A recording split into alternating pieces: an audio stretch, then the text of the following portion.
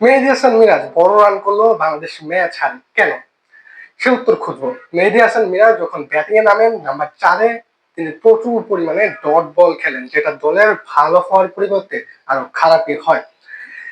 আধুনিক ক্রিকেটে খেলতে হলে আপনাকে স্ট্রাইক রেট বজায় রেখে খেলতে হবে। মিরাজ সেই কাজটা খুব একটা করতে পারেন না, খুব একটা করেন না। মিরাজ অতিরিক্ত ডট খেলেন। মিরাজের বড় রানগুলোর স্কোর দেখে আপনি বুঝতে পারবেন 70 বলে 40, 80 বলে 50, এরকম ইনিংস আধুনিক ক্রিকেটের সাথে মানানসই নয়।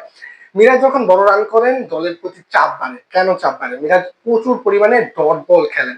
মিরাজ সেট হওয়ার জন্য অনেক ডট বল খেলেন, পরবর্তীতে গিয়ে সেটা পুষিয়ে দিতে না পারলে বাংলাদেশ দলের উপরে চাপটা পড়ে বিপক্ষ তার সাথে যে ব্যাটিং করছে তার উপরও। মিরাজ যখন ডট খেলেন, আপনার 3 ওভারে যদি কোনো রান না আসে, বিপরীত পাশে যে ব্যাটসম্যান থাকবে তার উপরে চাপ পড়াটা স্বাভাবিকই বটে। এবং বিপরীত পাশে প্লেয়ারের চাপ পড়ে, এবং যে চাপ পড়ার কারণে ওই বিপরীত পাশের প্লেয়ারটাও উইকেট দিতে বাধ্য হয় শট খেলতে গিয়ে। মিরাজ যদি আরেকটু ভালো স্ট্রাইক রেটে খেলতে চান, তাকে ডট বলের প্রবণতা কমিয়ে সিঙ্গেল নির্ভর ক্রিকেট খেলতে হবে। মিরাজ যখন যে বলগুলো ডট দিচ্ছেন সেগুলো থেকে যদি মিরাজ সিঙ্গেলটা বের করতে পারেন, তাহলে কিন্তু মিরাজের জন্য ভালো, ভালো বাংলাদেশ ক্রিকেটের জন্য। বাংলাদেশ ক্রিকেটও পাবে দিন শেষে ভালো একটা টোটাল। মিরাজ ভালো খেলো, বাংলাদেশ ম্যাচ জিতবে।